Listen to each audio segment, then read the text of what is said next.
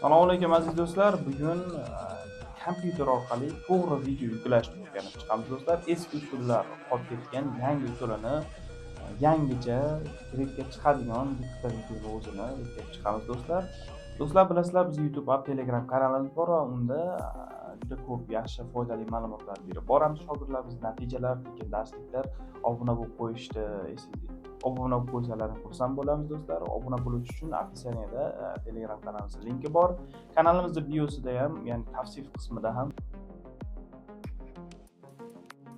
YouTube va Telegram kanalimizning linki bor. Do'stlar, obuna bo'lib qo'yinglar. Do'stlar, endi hozirgi darsimiz ya'ni katta videoni, long videoni to'g'ri yuklashni o'rganib chiqamiz do'stlar. Do'stlar, misol uchun deylik, mana bitta kanalim bor va bu kanalimga men video yuklamoqchiman. Birinchi o'rinda bu kanalimga video yuklash uchun YouTube Studioga kirib olishim kerak bo'ladi. Qidiruv bo'limiga birinchi Chrome'ga kiraman. Chrome'ga kirgandan keyin qidiruv bo'limiga studio.youtube.com deb yozaman. Va YouTube Studio'ni birinchida chiqadi va uni ichiga kirib oladi. Do'stlar, to'g'ri video yuklashda nimaga e'tibor beramiz? Bizning kanalimizga video yuklanganmi yoki yo'q? Video yuklanganligiga e'tibor beringlar, agar yo'q bo'lsa ulab olinglar. Video yukini faqat u bergan narsadan foydalanmaymiz, lekin undan foydalangan holatda biz videolarimizni nomlarini, misol uchun boshqa joylarini, ballarini ko'tarib, o'sha ballini yaxshiroq prosmotr bo'lishi uchun harakat qilamiz, ya'ni sarlavhani kuchli qilish. Hop, uning uchun men yaratishni bosaman, video yuklashni bosaman. Hop, faylni tanlaymiz. Birorta video bo'lsa uni yuklab olaman. Misol uchun bu long video deylik. Hop, buni o'chiramanda endi shu joyga nom topib olishim kerak bo'ladi. Misol uchun birorta konkurent kanali, mana Taylor kanal deylik. Shu kanalda birorta nomini saqlanib qolib olamizda. Saqlanib turib mana bu joyga qo'yamiz. Bu joyga qo'yganimdan keyin, misol uchun birinchida bunda Sonic turibdi. Deylik, bizda Sonic emas, u Mario. Bunda Mario deylik. Hop, endi deylik, ikkinchida bunda Mario turibdi. Bizda Mario emas, Pop Demon Hunters.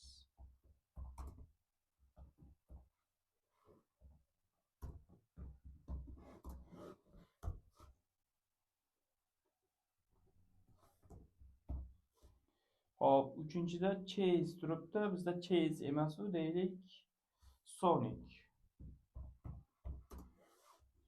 Va shu nomni bitta kopiya qilamanda, ko'rgan bo'lsalaring, men ChatGPTga kirgan holatda tashladim o'sha nomni va men YouTube kanalim uchun video tayyorladim va shu nomni deyapman, ya'ni tepada tashlagan nomni videom uchun YouTube SEO optimizatsiyasida baland qilib, ideal qilib berdi. Mana 5 ta nom beryapti va bu 5 ta nomni birin-ketin sinab chiqamiz do'stlar.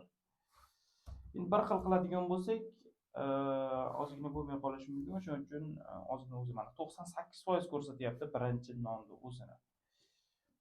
Demak, 100% bo'larmikin boshqa nomlar bilan? Hozir ko'rib chiqamiz aziz do'stlar. Xo'p, mana ikkinchi nomni ham saqlanib qilamanda, bunisiga qo'yib ko'raman. Bunda ham 98% ko'rsatyapti. Xo'p, endi uchinchi nom. Saqlanib qilamanda, uchinchi nomga qo'yib ko'raman. Uchinchi nomda ham 98% ko'rsatyapti.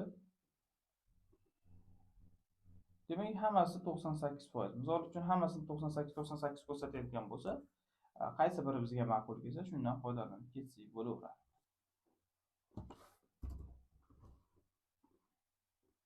Hozir mana ko'rgan bo'lsalaring, videoda 98% chiqyapti. Buni sababi bor.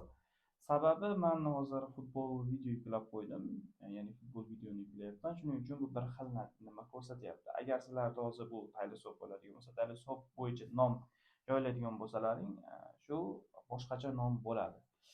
Deylik, misol uchun futbol yo'nalishida bo'ladigan bo'lsa, bu bitta yozaman.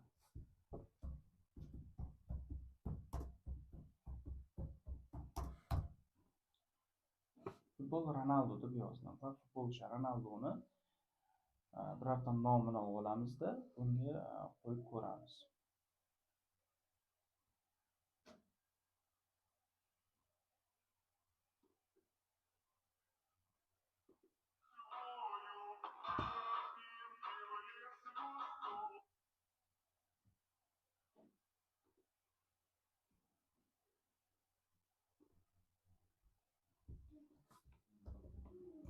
Endi mana u misol uchun teleskop deb qidirganimni ko'rishlar hozir mana.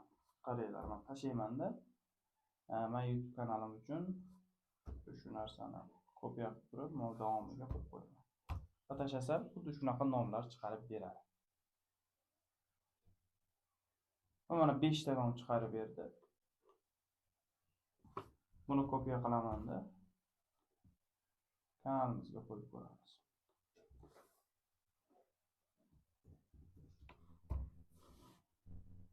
Bu mana endi 96% har xil ko'rsatadi. Buni ham kopiya qilgan holatda kanalimizga qo'yib ko'ramiz.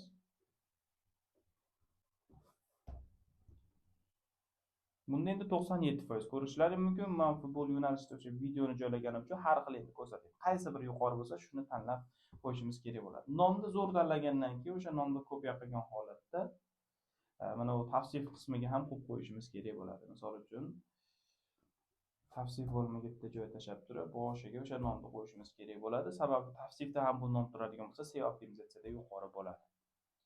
Hop, pastga tushaman. Pastga tushgan holatda bu yerda eskiz yuklaymiz, ya'ni YouTube mobil.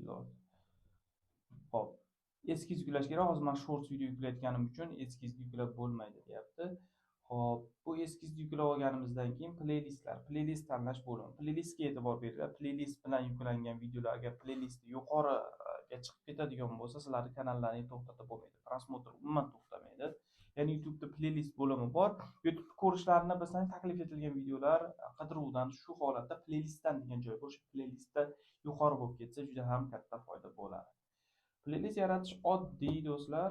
Bosamanda, misol uchun yangi playlist yaratish, mana yangini bosaman. Bu joyiga o'sha videomning nomini qo'yaman. Nomini qo'ygan holatda, misol uchun deylik, mana shu joyni o'chirib turib, yaratishni bosadigan bo'lsam, o'chirmasdan ham yaratsak bo'ladi. Mana shunaqa bir 10 ta videolaringga playlist yaratib chiqasizlar va 10 tadan keyin yaratmasdan qolganlarga ham shunaqa mana ptichkalarni bosib chiqsalaring bo'laveradi. Mana ptichka bosib chiqaverasizlar. 10 ta bo'lgandan keyin 10 ta videogacha playlist yaratib borish kerak. Keyin tayyorda bosamiz. Hop, ko'rishlaringiz mumkin, mana bu yerda o'zini teglari bor, videomizning teglari o'sha bor. O'zi kanalimizning tegi bilan bir xil bo'ladi. Bu joylarga tegmaymiz. Endi oldin eslasalaring, misol uchun mana shu nomni orqasiga hashtaglar shunaqa narsalar qo'yardik. Hozir bunaqa umuman hashtag qo'yib o'tirmaymiz. Hashtag qo'yish hozir zararga ishlayapti. Mana bu misol uchun описание bo'limida ham pastda hashtaglar bo'ladi. Shunaqa hashtaglarni qo'ymaslikni maslahat beraman. Hop, endi video elementlari do'stlar, video elementlari mana aloqador video qo'shish, subtitr qo'shish, kiritsak bo'ladi, kiritmasak ham bo'ladi. Bu joyi unchalik muhim emas. Kiritib qo'ysak zarari yo'q. Hop, ochiqligiga keladigan bo'lsak, hammaga ochiq va rejalashtirib qo'yamiz. Rejalashtirib qo'yishdan bitta yangilik bor do'stlar. Iloji boricha 00:00 lardan qochinglar. Misol uchun 23-aprel 00:00. Iloji boricha 00 lardan qochinglar. 00:00 emas, misol uchun 00:15. 00:30, 00:31, 1:15, shunaqa 15, 18 shu atrofda yuklanglar. 57 shu 00 larda bo'lmasin. Iloji boricha shunaqa harakat qilinglar, 00 larda bo'lmasin. Misol uchun deylik 1:15, 1:16, 1:17, 18 farqi yo'q, lekin o'sha 00 larda bo'lmasa bo'ldi. Qolgan joylari bir xil turadi do'stlar. Previewni yaxshi qilsalaring, qolganlari hammasi zo'r bo'ladi. Mana o'zi beryapti-ku, mana misol uchun o'zi beryapti, 98% deyapti, lekin bundan foydalanib bo'lmaydi. Bundan foydalanib ketsalaring, keyinchalik bundan foydalanmasalaring faqat buni pulligini sotib olishga majbur bo'lasizlar. O'shaning uchun bundan foydalanmanglar. Bu ham doim bermaydi, keyinchalik pul so'raydi. Misol uchun bitta foydalangandan keyin keyingisiga pul deydi. Agar bitta foydalanib qo'ysam, birinchi videoni prosmotr oladi, ikkinchisida foydalanmasam prosmotr olmay qo'yishi ehtimoli juda katta bo'ladi do'stlar. Do'stlar, xuddi shu holatda to'g'ri video yuklasalaring, to'g'ri video mana rejani bossam bu yuklanadi. Aynan shu bo'yicha ketsalaring, prosmotr zo'r bo'lishi juda katta ehtimoli bor. Endi zo'r bo'ladi deya olmayman. Misol uchun kanal to'g'ri ochilishiga, videoni o'ziga, sifatiga, shunaqa joylariga ham bog'liq, lekin shu holatda to'g'ri yuklaydigan bo'lsalaring kompyuterdan, videolarning prosmotr olish ehtimoli baland bo'ladi. Do'stlar, e'tiborlaringiz uchun rahmat. YouTube bitta pul ishlashda sizlarni davom ettiramiz. Keyingi darslarda bizni kutib qolinglar.